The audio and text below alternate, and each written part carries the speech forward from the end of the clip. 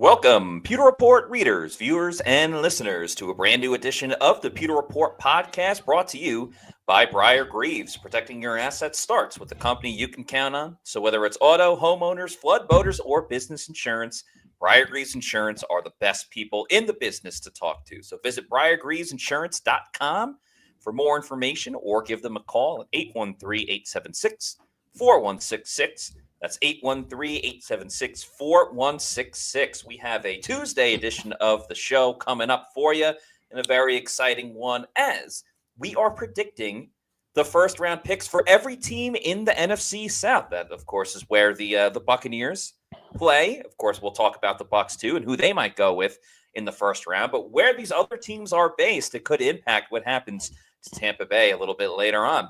I'm your host, Matt Matera. Joined with me is the face that runs the place at PewterReport.com, SR, Scott Reynolds. Scott, how we doing? We're getting close to the draft. Yeah, we are. We are, just over a week away, and we'll have our final mock draft out next Monday on PewterReport.com. Josh Capo and I are putting that on. There'll be some surprises in there for you, and we'll have a mock draft show at 8:30.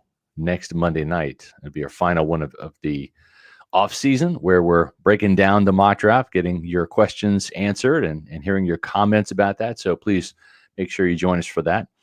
And, we also have, some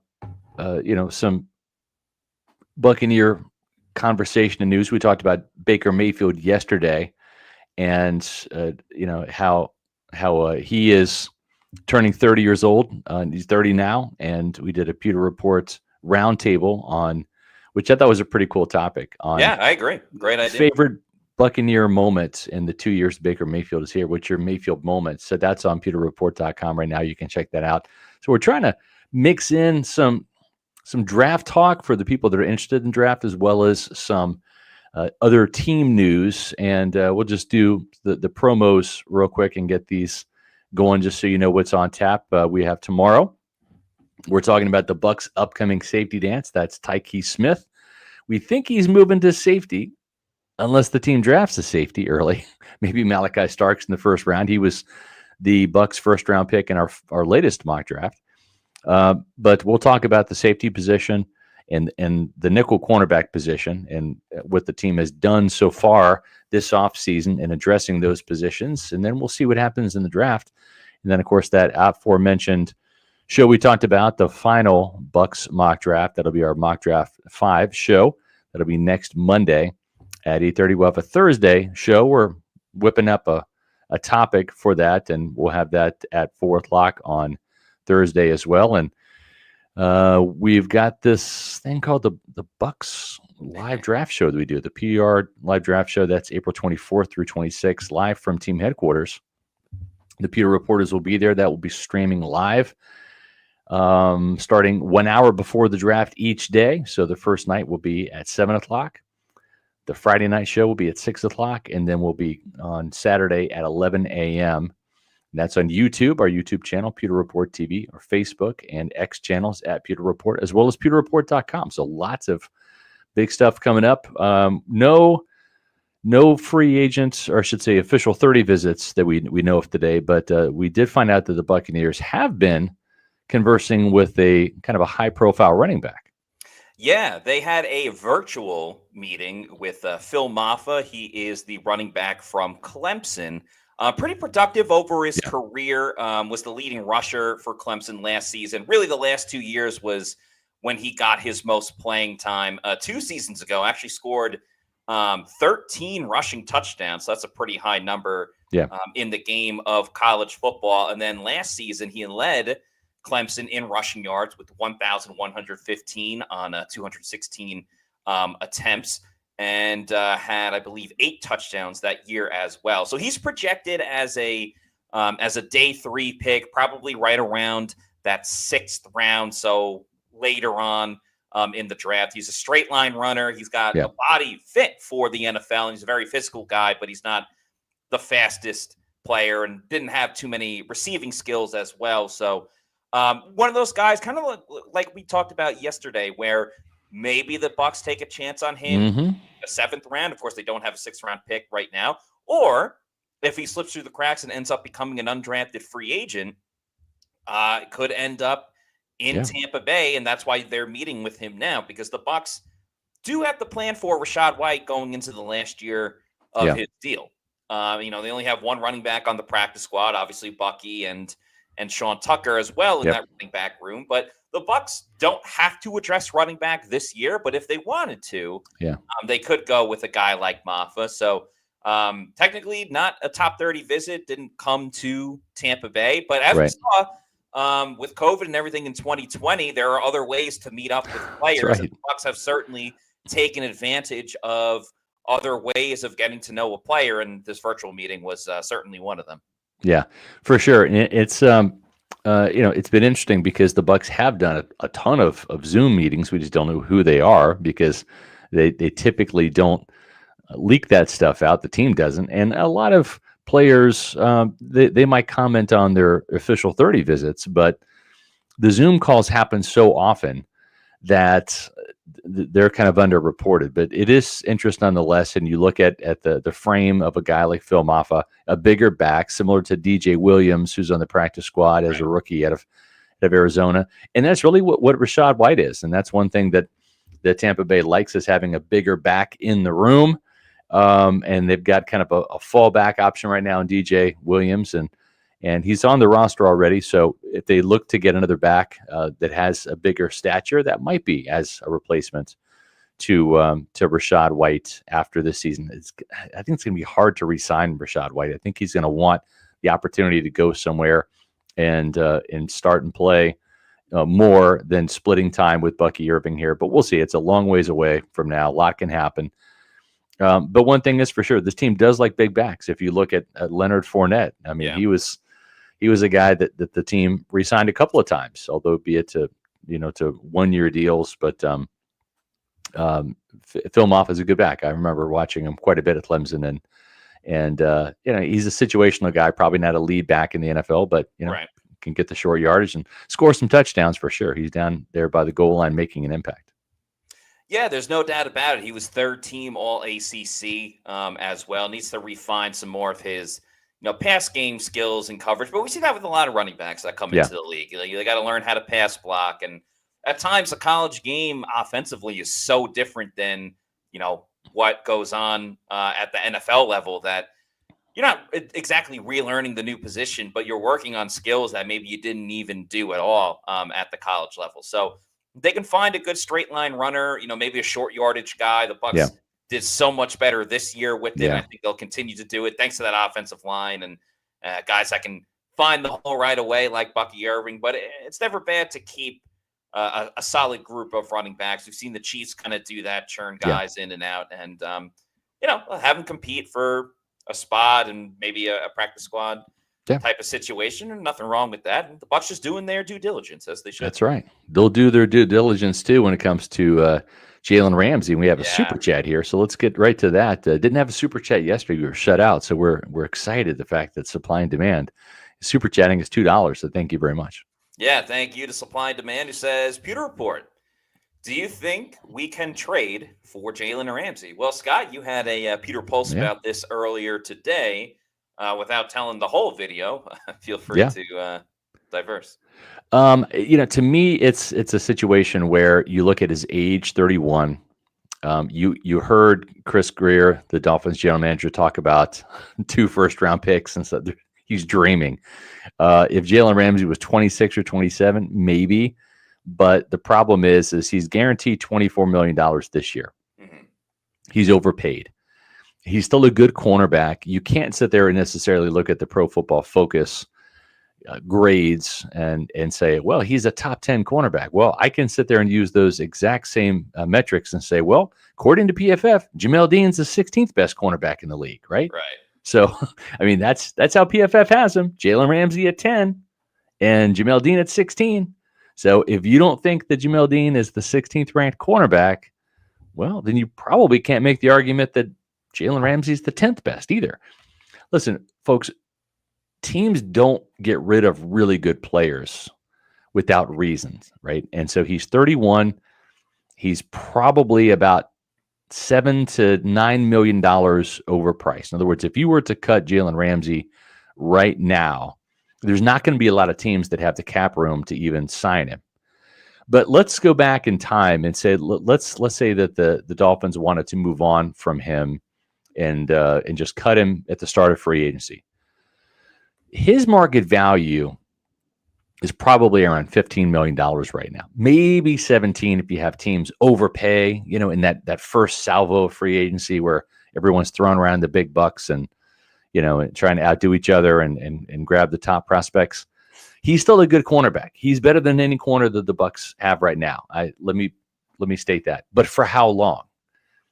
At some point in time, the wheels fall off the wagon. And there are a couple of guys. Patrick Peterson was one of those guys that played a little bit longer in his career. Rondé Barber was certainly one of those guys. But those are the exceptions and not the rule. And so the thing with Ramsey is if he still had a lot of value, the Dolphins just gave him a contract extension last offseason, and they felt like they didn't get the return on investment. So they're trying to cut their losses now. And they're trying to trade him to get something for him because they might just have to cut him next year if they don't fetch any type of draft pick compensation for him that they want. So I don't know. This is a team with the Super Bowl window open. As I said in my Pewter Pulse video, which I dropped in the chat, I won't go through all of it, but the scenario I laid out is if we're playing Madden football, Matt, right? You take Jamel Dean and you take a mid-round pick, probably like 2026, because that's ideally for the Bucs.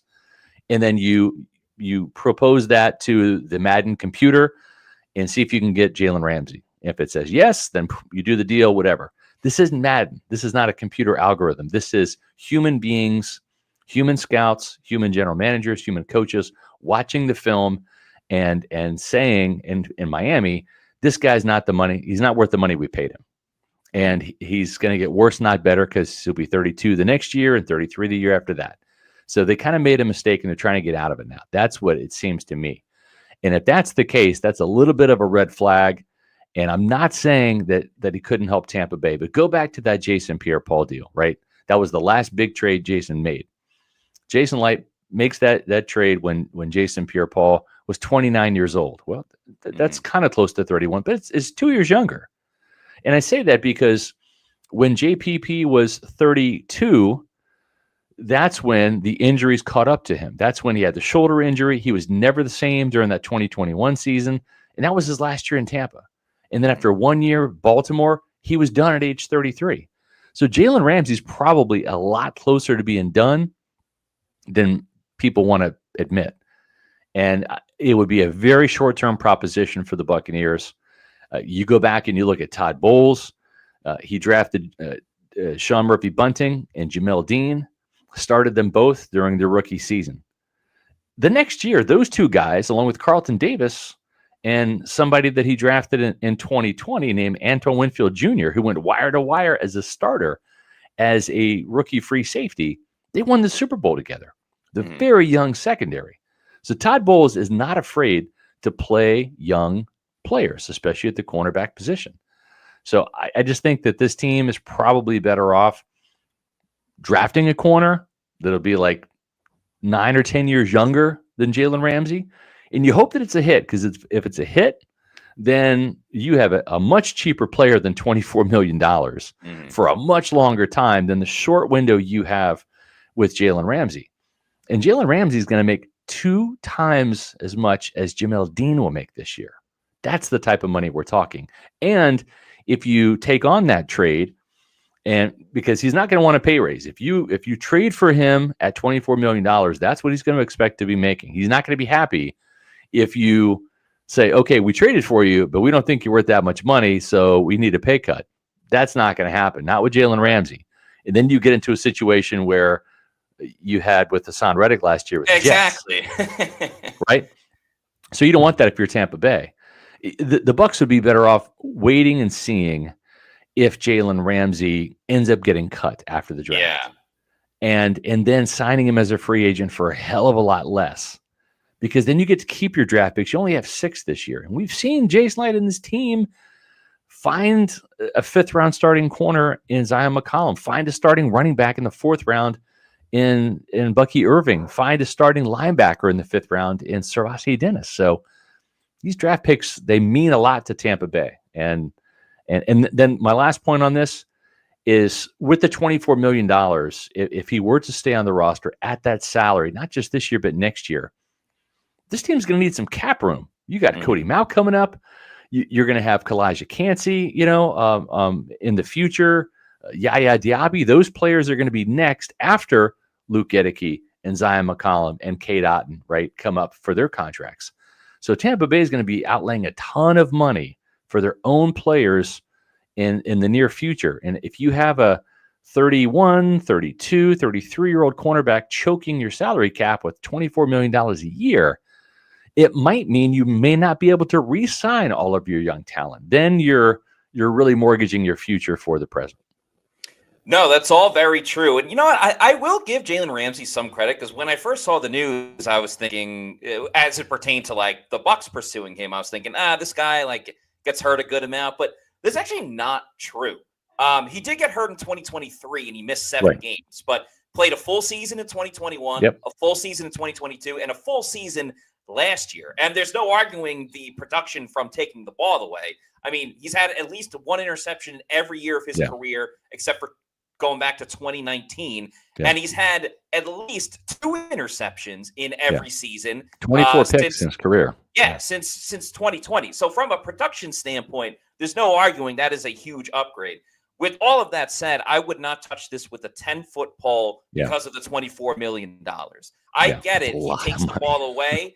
But he's a guy that's kind of rattled the cages no matter where he's went. I understand it's a win now mode type of situation.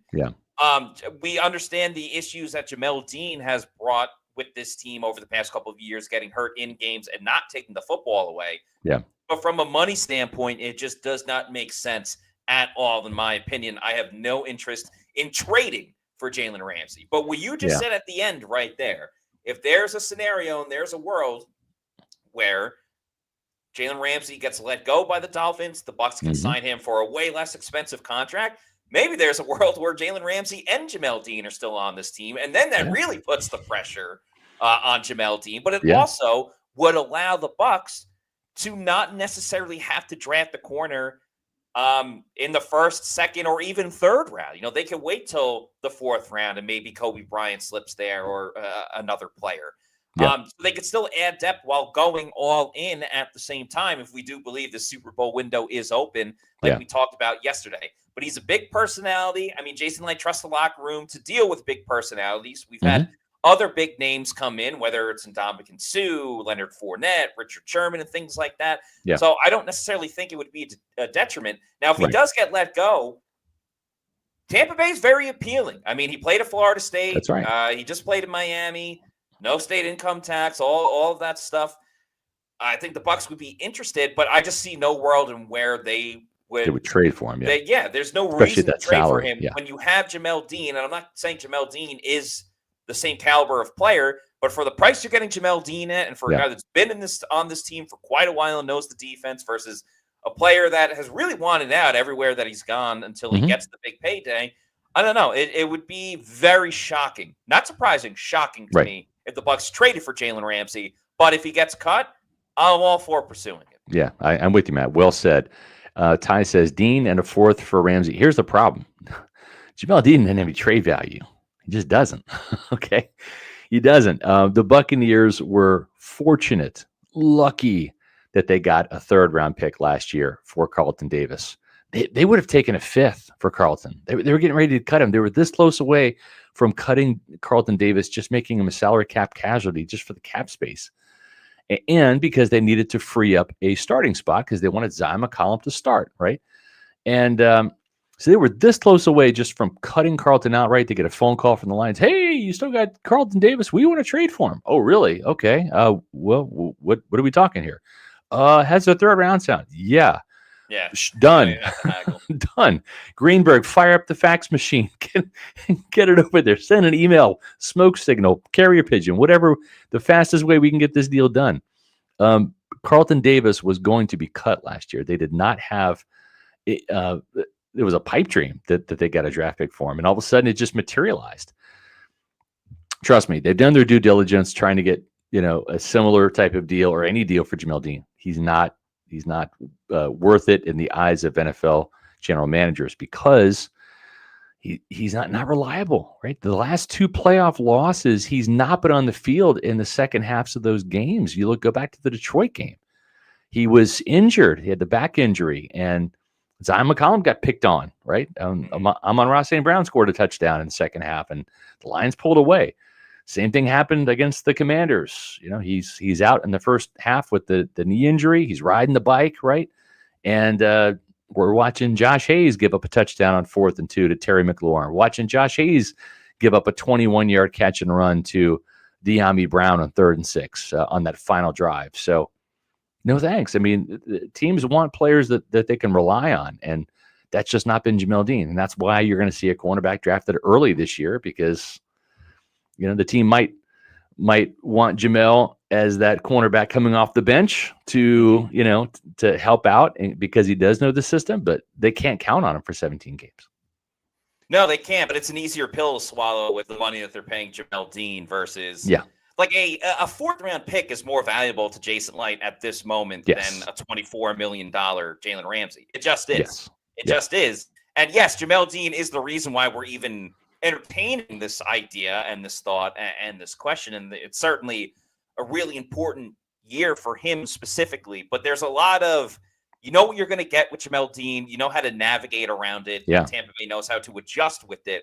Versus if you go all in with Jalen Ramsey, because of that age, and we see it. You never know when the other shoe is going to drop. And I think a lot of us thought that was going to happen with Jalen Ramsey 2 seasons ago when he suffered that serious injury. But it could really happen at any moment. Not every big name player that has come to Tampa Bay has truly worked out. Yes, Ndamukong Suh did. Yes, Leonard Fournette did. But Richard Sherman played like 3 games. Le'Veon Bell was only in at the end and was a shell of his former self. Julio Jones. Julio Jones is another great example. So it's not always, you're not always getting the idealistic player in his prime that you're thinking of. Jalen Ramsey is past his prime. He's still a very productive player, but not for $24 million. That's way too much for a guy like him to start for this team. And especially with the offseason coming up where they're going to need to, they're always going to need to re-sign their guys. That's been the storyline for the past couple of years, but just another big storyline for next year where they're not going to leverage the extension of Luke Gedeke and all these other players that are going to be available for Jalen Ramsey in 1.5 seasons, maybe 2 years. Yeah, no, well said. Totally agree. We got another super chat. Let's get to that. Mike Wells, thank you very much for this $10 super chat, who says, awesome show, guys. Matt and Scott, thank you. You guys are the best. By chance, do you think Light might look at drafting a guy as a return specialist in the later rounds? Good question. Yeah, I don't think about a return specialist because the kickoff return rules, they haven't really materialized into more returns, right? You still get a ton of touchbacks, right? So now I know they're going to be moving the line there to hope facilitate more actual returns. Punt returns in this day and age with punters, there's just so many fair catches, so many punts down to inside the 20. There just has not been a lot of need for a guy that's strictly a return specialist, right? Look at last year, Trey Palmer was their punt returner, but he was also a wide receiver 4 on the depth chart, number 5 at sometimes. Sean Tucker, their 3rd string running back, is their primary kick returner now. We also saw Bucky Irving in that role as well. So I don't know that they have one guy that's going to do that. No, you have to be a positional player with that in your arsenal. I think Cam Johnson, if he stayed healthy, might have been that guy. He was a receiver. Yeah. They like him as a receiver, but he's also got some return ability. A couple of guys come to mind, and you may see them in our Bucs best bets. Jalen Noel from Iowa State didn't have any touchdowns per se, but as a wide receiver, he did do some punt returns and actually had a pretty good average last year for the Cyclones, averaged 15.3 yards on punt returns. He's had 37 kick returns in his career and 53 punt returns. He's averaged 8.8, so nothing too spectacular, but that's a player that this team does like as a wide receiver. and might be a day 2 selection, second, third round, depending on how the draft board falls, et cetera, et cetera. So that's a name to keep in mind there. Another wide receiver that may be a Bucs best bet, we'll find out, is Jalen Lane from Virginia Tech. They had both Jalen Lane and Jalen Noel, in for official 30 visits.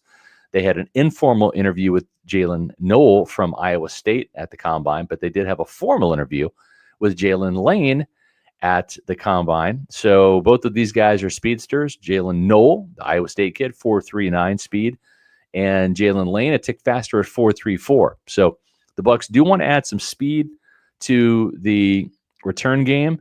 One of the other players that they like, and you can kind of get away with this as a first-round pick if the Bucs end up making this particular move, but Matthew Golden from Texas, even if the Bucs drafted him in the first round, there's a bit of a logjam of wide receiver right now. You have some guy named Mike Evans, some guy named Chris Godwin, right? Then you've got Jalen McMillan. But the thing about Matthew Golden from Texas, if he makes it to 19 and the Bucs pull the trigger, I think he's going to Dallas. But if he makes it to 19, then he could be that guy that does kick and punt returns, because he is pretty dynamic. He does have the background on special teams as well. At Houston, he had a couple of kick returns for touchdowns, I believe.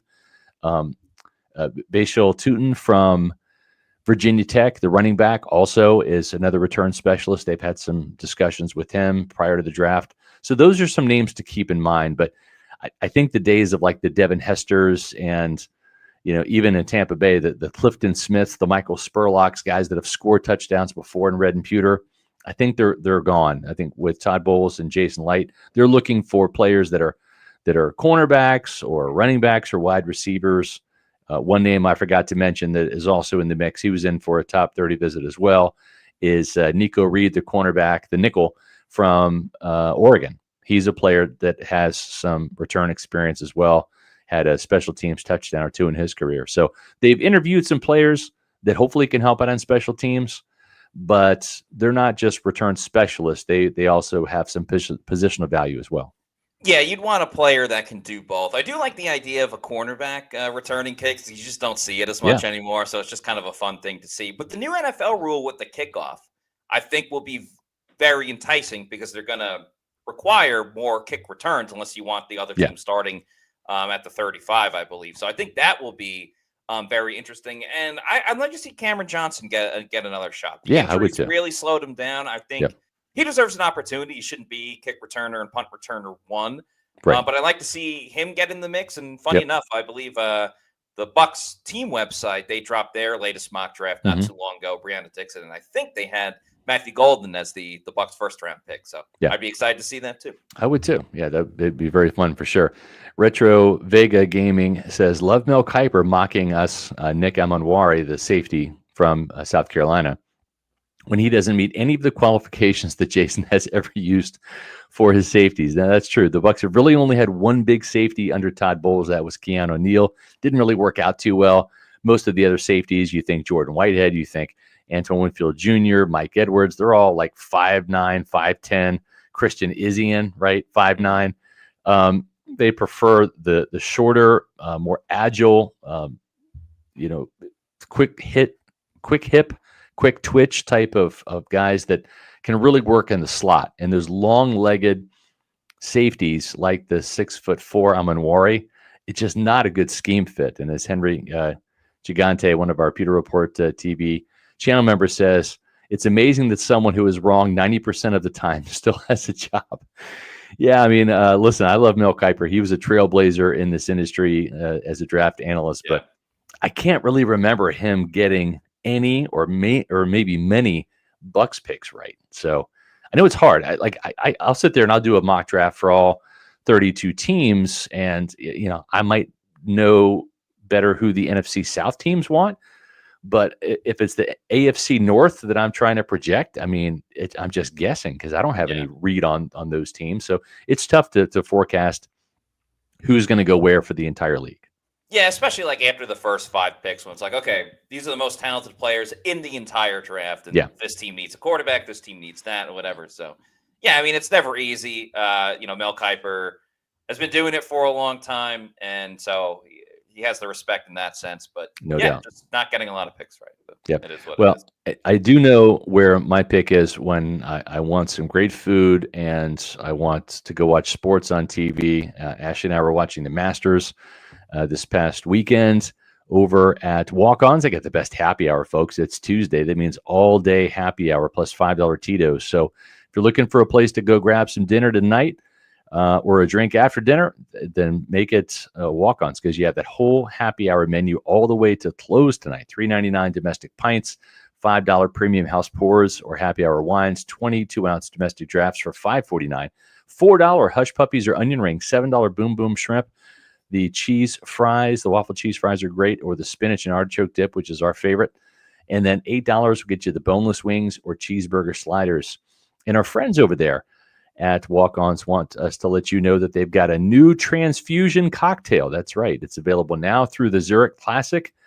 It's a fantastic Kettle One vodka-based drink. So there's 3 Tampa Bay area locations to choose from. Wesley Chapel by my neck of the woods, down there by Matt Matera at Midtown Tampa, next to the stadium, and then the Lakeland location. And if you are looking to have a graduation party for the grad in your life, whether it be college or high school, well, give the folks at Walk-Ons a call. There's plenty of room at all of those locations to have a graduation party. And of course, the food is fantastic. So if you have a graduation party coming up, you're looking for a place to have it, give Walk-On Sports Bistro a call. That's right. Shout out Walk-Ons. All right. Should we get into the Let's topic do it. of today? Yep. Interesting setup with the NFC South because you have back-to-back picks. That's with right. The Panthers going 8th, the Saints going 9th, followed by the Falcons at 15, and then your Tampa Bay Buccaneers at 19. So 2 right in a row, and then the Falcons not too far off either at 15. So I have seen a fair amount of names linked to both the Panthers and the Saints, but the interesting thing and the unfortunate thing for the Saints is with this Derek Carr news of his shoulder injury, maybe sidelined for the whole year, that throws a whole cog into the machine and a caveat of the possibility of now the Saints may need a quarterback. And obviously that's big too with, the Steelers may needing a quarterback at 21 and potentially, teams trading with the Bucs at 19 because of that. Yeah. But Jalen Walker has been a name, and Jihad Campbell, really everyone on this list that I've seen. That's right. Not just go to the Panthers, but be mocked to the Saints as well. Yep. Well, and looking at Carolina, right, you've got Dan Morgan, who is a former NFL linebacker. He's the general manager now. And I know you've got Dave Canales as the head coach, but Dan Morgan's running that team. This is his team. Yeah. And he even said today they look at Jalen Walker as an edge, but with the versatility to play linebacker. And that's kind of how Georgia used him. And he is an incredible physical specimen. He's fast. Powerful, speed to power. Everything's there. If he's there, I think that could be the pick. But as you mentioned, Jihad Campbell's another guy, right? And he's more of an inside linebacker. And that's something that the Panthers definitely need. Is they need help at edge rusher, but they also need help in the middle of that defense. Carolina could not stop the run last year. Part of that was because Derek Brown was out, but they're going to get their big-time defensive tackle back. But there's a couple of other edge guys as well that they've taken an interest in. Mike Green, who brings some speed. Shamar Stewart, who's an incredible athlete. And Mykel Williams. I think that might be the dark horse because at number 9, that seems a little rich for Mykel Williams, but it makes a lot of sense for the Panthers to really go defense here. I think the wild card could be Teteroa McMillan, the wide receiver from Arizona, maybe giving Bryce Young another weapon in that passing game to complement Tyrone Leggett. Yeah. I'm sorry, Xavier Leggett. Yeah, Xavier Leggett. Yeah. Last year's pick.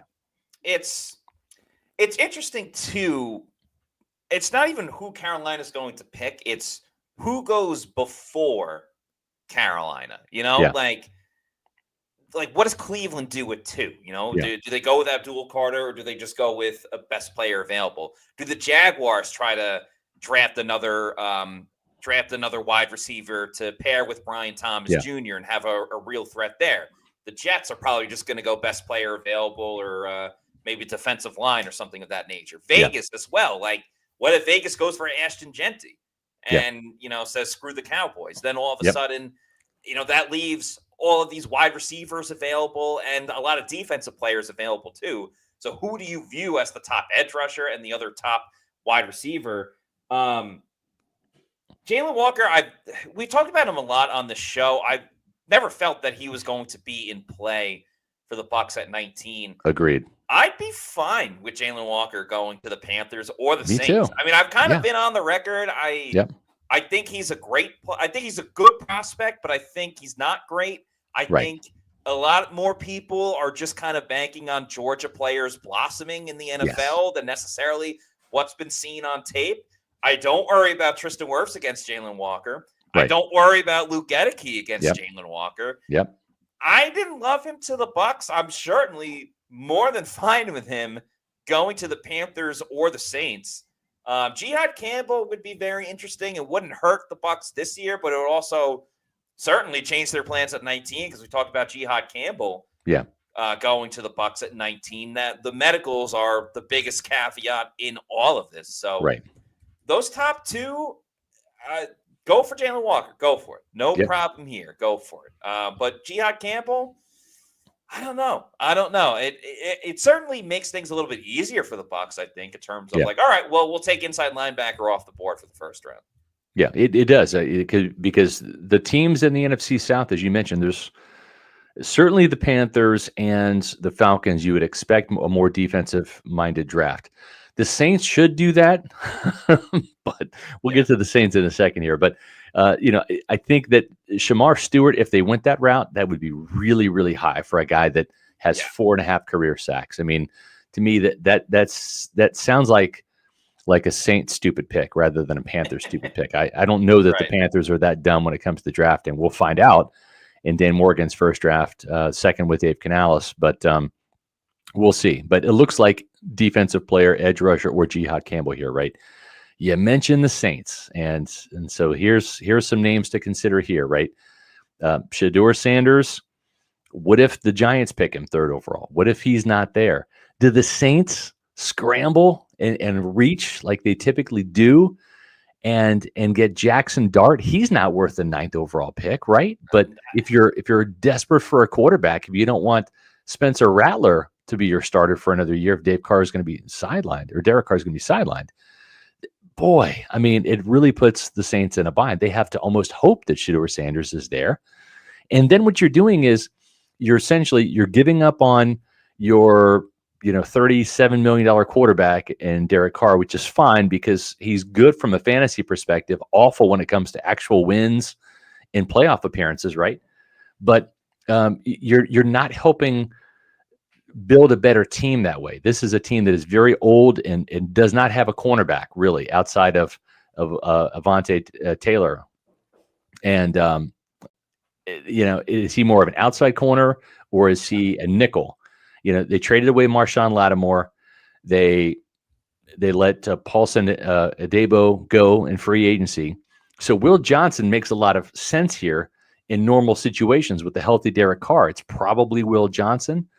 Maybe you get Derek Carr another weapon in Tetero and McMillan. Maybe you fortify that leaky offensive line with Kelvin Banks from Texas. Maybe you get a versatile guy like Jedi Barron who can play outside corner, slot, or safety. Those are some good picks, but they're almost handcuffed to drafting a quarterback here. I'm not afraid of Shedeur Sanders. I think Michael Penix was a much better quarterback. I mean, Lord knows that they're going to, because he's Deion's son, they're going to retire the jersey of Shedeur Sanders in Colorado, which is pathetic for a quarterback who was 13-11 and didn't win jack shit at Colorado. Okay. I get why they did it for Travis Hunter. Like he won the Heisman. Of course. Sure. Absolutely. Why Shedeur? Yeah. Because he's Deion's son. That's why. Yeah. I mean, you might as well just put Shiloh Sanders up there too, retire his jersey, even though he's terrible and will probably go undrafted. But to sit there and slap Cordell Stewart across the face, someone who went 27-5 as a starter for Colorado, and help put that program on the map, someone who was an All-American Give me a break. They haven't even done that for Cordell Stewart yet. So to me, that's daddy ball out in Colorado. And I've got a lot of respect for Deion. I actually like him. I think he's done did turn wonders the for that program program. around. Yeah, No doubt turned about the it. program around. But yeah, when you mentioned Cordell Stewart and what he did for the team, yeah, it's kind of insane to do that for sure. Yeah. I mean, and this is the way it should have been handled. Last offseason, or even during this season, if Deion has that in his mind, hey, I'm going to sit there and I'm going to put my boy and my adopted son and Travis Hunter into the rafters with their jerseys being retired, then you make sure you do Cordell Stewart first. You do that during the season. Then in the offseason, which is now, then you say, oh, at a spring game, we're going to do the same thing for Travis Hunter and for Shedeur Sanders, and then it's more palatable. But now it's just a joke. Yeah, it doesn't make a lot of sense besides the connection to Deion. Like, the team was good, but they never won a bowl game. They got smoked in their last bowl game, even with Shedeur and Travis playing. Yeah. It's interesting, right? Because the Saints are in a spot, they just need talent, like, across the board. It's not even like one or two positions. It really is everything. The problem is, the best thing for them would be Cleveland or the Giants taking a quarterback, taking Shedeur if Cam Ward's going first, and just not going with Jackson Dart, and then seeing if you can get him in the second or the third round. Because the problem is, that'd be the smart thing to do, but the Saints aren't smart, man. But the problem is, if Cleveland and the Giants both say no on Shedeur and probably get Travis Hunter or Abdul Carter, whoever it may be, then you got Pittsburgh there at 21 who may take Shedeur. And then you're in a situation like, if Shedeur goes to Cleveland, you're pretty much battling with the Giants. And who knows? They got Jameis Winston now and Russell Wilson. But you're battling with one of these teams essentially to tank next year and get whoever's going to be the top quarterback the following season. I don't think that's the worst plan to do. The problem is if you're battling with three other teams from that first pick, and then you get screwed. I'm not sure exactly how the quarterback draft class is going to be next year. If it's anything like the year before, maybe you can survive it and get a Jaden Daniels or a Bo Nix or whatever the case may be. But if you decide to tank and there's two other teams that are also going to need a quarterback, you're kind of in the same situation. Shedeur, at least, like, he knows how to operate an NFL style of offense. He knows where to go with the football, who it's supposed to go to, and get the ball out. But he collapses under pressure. He does. With the bad pocket. And he does. I don't know. Like, I see some stories where he's a great teammate, but then I see other stories where, and even just body language, where he's like, I'm done with this. Like, I'm better than this. And therefore, he's got an okay arm, not a fantastic arm, and he doesn't have the speed that his dad had, playing in the NFL. So I don't think he's worth it. Like, Pittsburgh at 21 for Shedeur, I get it. I don't know. More reasonable. He's not the 9th overall pick, though, in my opinion. So if you're the Saints, I think you go with the corner, maybe. Maybe you go with an offensive lineman or whoever's available. I don't know. That's a really – I'm glad – I'm not covering the Saints right now because that's a tough spot to be in. And Kellen Moore, first-year coach, who doesn't even have a quarterback, doesn't really have talent on offense. Besides Chris Olave, and Lamar's been there for 1,000 years, and he's not a 1,000-yard rusher. So, man, I don't know. It's tough for New Orleans. Yeah, I mean, and Colorado lost to Nebraska last year in the second week of the season. Kansas State beat them. We came back to beat them. They lost bad to KU. I mean, Shedeur Sanders just completely collapsed in that game, fell apart in the second half. And they had a path to the Big 12 championship. They did. There's no doubt. Yeah, that Kansas loss hurt them big time, and then they lost in the bowl game. They got smacked by BYU, I think 38-14, 36-14, something like that. It wasn't even close. Yeah.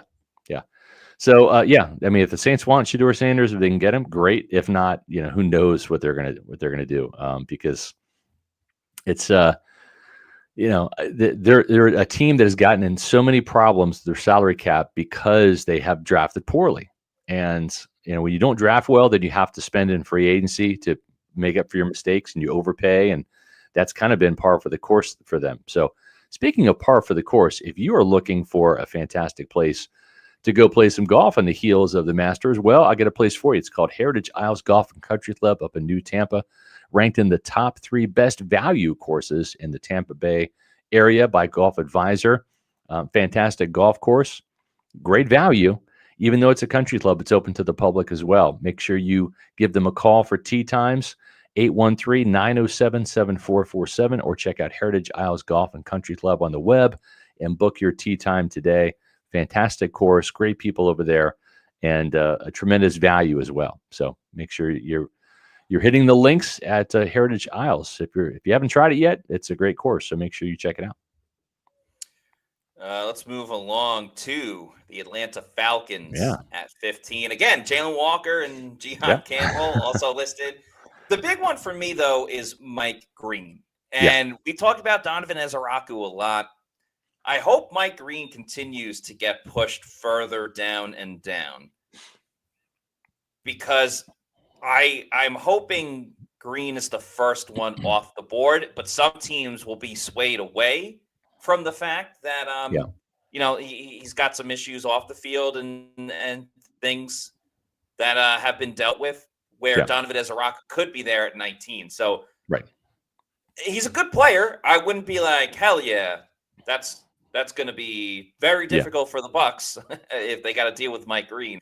But if it means the Bucs getting Ezaraku at 19, I guess I can live with it. But if they went with Mike Green, you look at Arizona at 16, Cincinnati at 17, Seattle at 18 before the Bucs are on the clock at 19. I'm curious if any of those teams would go after, Ezaraku. Probably Cincinnati for sure, since their defense as an entire unit was terrible. They're going to need as much talent as possible. But yeah, Mike Green, I think, is the one that could really see Atlanta getting in the situation next week. They want some speed off the edge. He's the guy. You look at Donovan Ezaraku, who didn't really run a 40-yard dash, which I think probably helps the Buccaneers.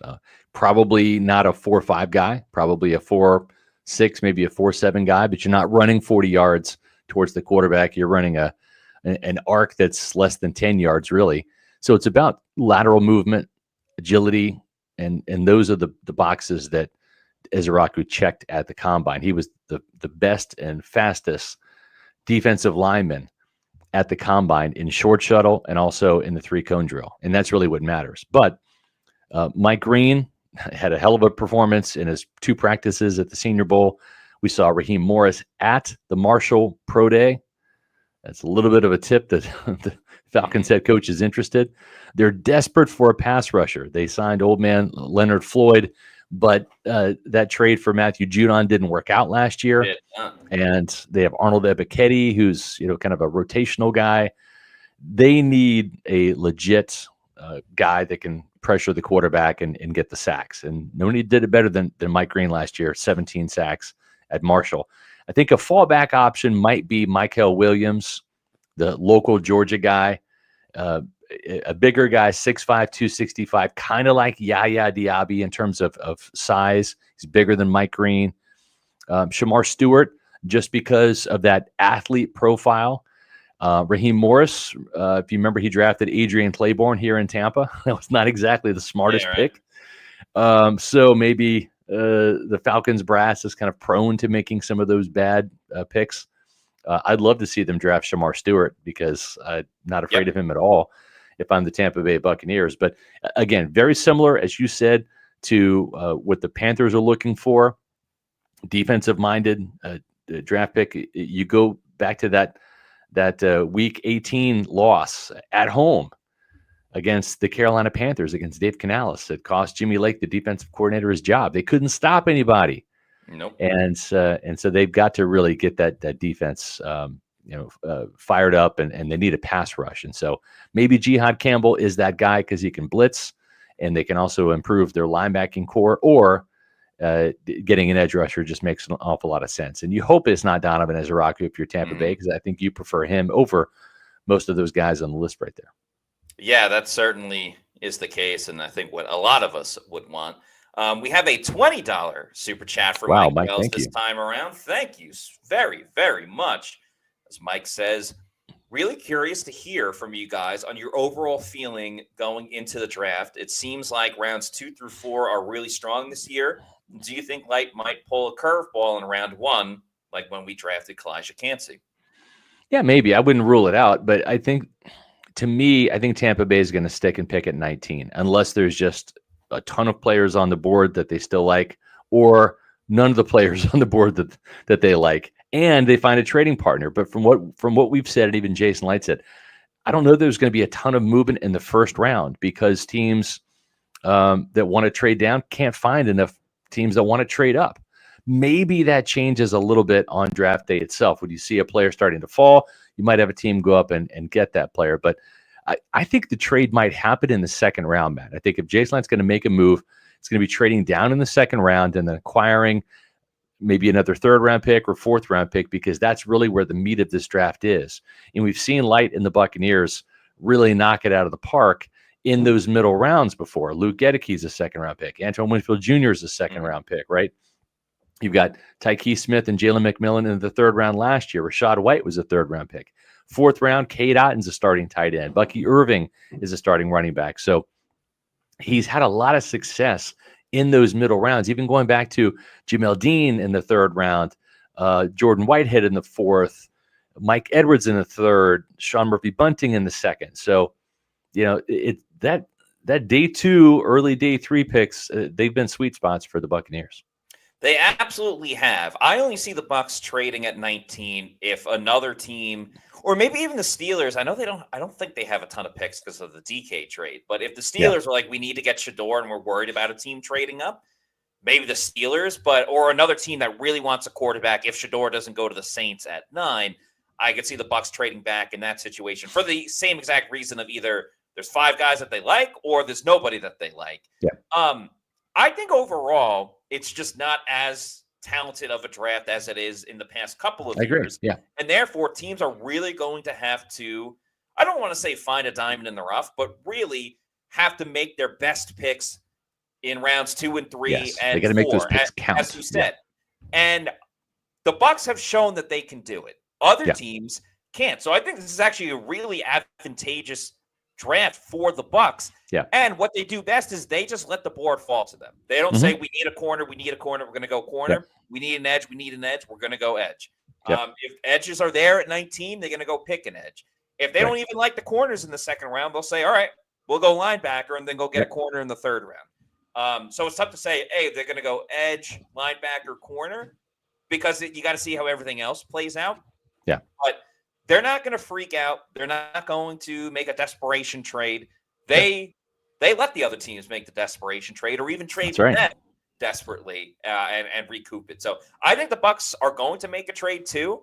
Maybe the second round. I think they'll either recoup that 6th round pick that they don't have anymore or double up in the 3rd round or 4th round or whatever the case may be. So that's definitely how I view it. Let's get to the super chat from Meets McGee. Thank you very much for the $10, who says, I watched more Bama defensive highlights. I'm not sold on Jihad Campbell. He's a waltz dancer when it comes to playing the run. He's a future edge rusher. I like Carson Schweisinger and Chris, a.k.a. Paul Jr. Yeah, I mean, I'm not sold on Jihad Campbell either. I mean, watch this team draft him, and I'll have to do more. I'll have to understand the reasoning better, I guess. But I just, if you want to draft him in the first round, he's got to be an absolute star to me. And I remember liking Devin White a hell of a lot more coming out of LSU in 2019 than I did Jihad Campbell. To credit, White was 5th overall, but just the tape just screamed to me, wow, sideline to sideline speed, big time playmaker, gets his hands on the balls, whether it's forced fumbles or interceptions. He just seemed like a playmaker. And I'm not saying that Jihad Campbell's not. It just, you see sometimes for a guy that big and that fast, he should get off blocks faster than he does, and he doesn't. I'm not sure the instincts are there. He's still learning the inside position. He was recruited as an edge rusher, so they had to move him from edge rusher to inside linebacker because they had guys like Dallas Turner and Chris Braswell and Will Anderson, right? So, I don't know. Carson Schweisinger, I'm not sold on him either. And Chris Poopaw, I do like. I also like Demetrius Knight. I like Jeffrey Bassa. I like Nicholas Martin from Oklahoma State. There's some other linebackers I like in this draft where I don't think they have to just say, oh, we need a linebacker, let's go get Jihad Campbell. So that's just me. But let's take a look at the Bucs first round picks here, and we do have Campbell on the list. But Donovan Ezeraku, we like him. We think that he is a player that probably is going to be in consideration number 19 if he's there. Not saying he will be the pick in our latest mock that comes out on Monday, but it's going to be one of these guys. Maybe it's Savon Revel Jr., the cornerback from East Carolina. He might sneak into the first round, folks. He might sneak into the first round. He may not be there in the second round. The Bucs would love for him to be there in the second round, but I'm not sure that that's the case. Georgia defensive back Malachi Starks. Is he a nickel? Is he a safety? He can play either. He was the first pick for the Buccaneers in our latest mock draft.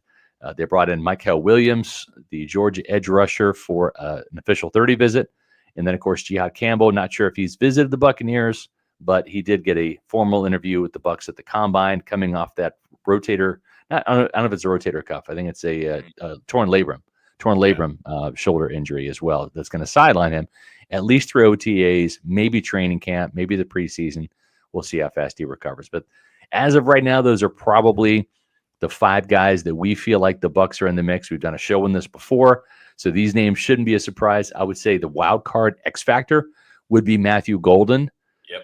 But I'm not sure Matthew Golden's going to be there. I'm hearing a lot of interest from the Dallas Cowboys in that in-state star in Matthew Golden, and getting for their new head coach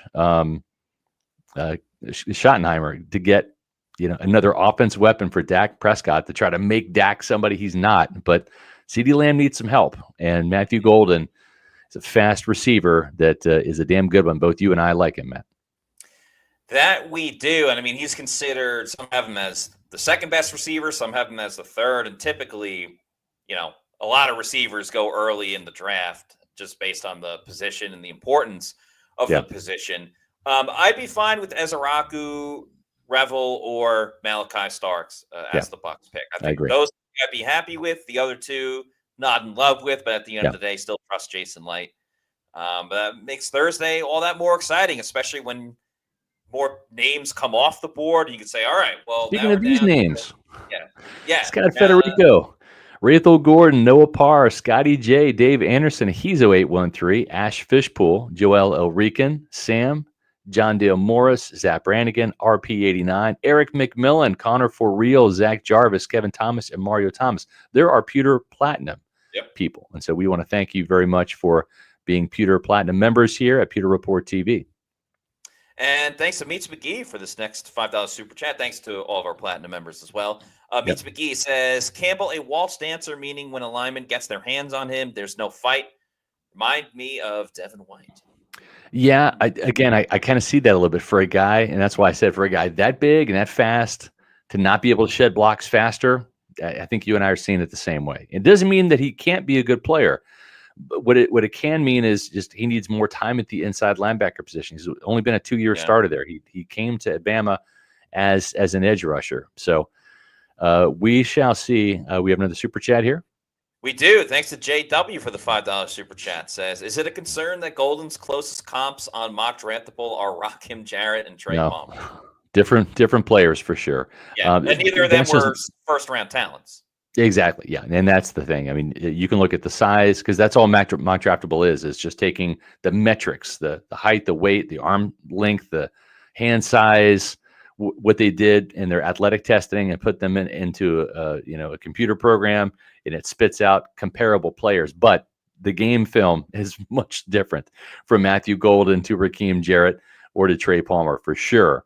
So we're going to be talking about a lot of different positions coming up between now and the draft. In the safety position and the nickel cornerback position will be on dock tomorrow at 4 p.m. And just a reminder that we've got our final Bucs mock draft show, and that's the 5th and final one. That's going to be next Monday at 8:30. Myself and Josh Capo will be on hand to discuss our latest mock, our final mock draft. And that mock draft will debut at 5 o'clock right after our podcast on Monday, April 21st. And then on April 24th, the PR Live Draft Show kicks off live from One Buccaneer Place, where myself and the Pewter reporters will be on hand. That will be streamed live on Pewter Report TV, our YouTube channel, on Facebook and X at Pewter Report, as well as pewterreport.com. All 3 days of the draft, wire to wire. Don't miss it. It's always a fun time, and we'll have plenty of draft insight and analysis for you as well. That's right. And in the meantime, if you're not already doing so, please follow us on all of our social media on X, Facebook, and Instagram. We are at Pewter Report, and our YouTube channel is Pewter Report TV. Please like, subscribe, and leave a comment on this video that we will reply to. So that'll do it for us. For Scott Reynolds, I'm Matt Matera saying thanks everybody for watching. We'll see you tomorrow at 4 p.m. for another edition of the Pewter Report podcast. Out.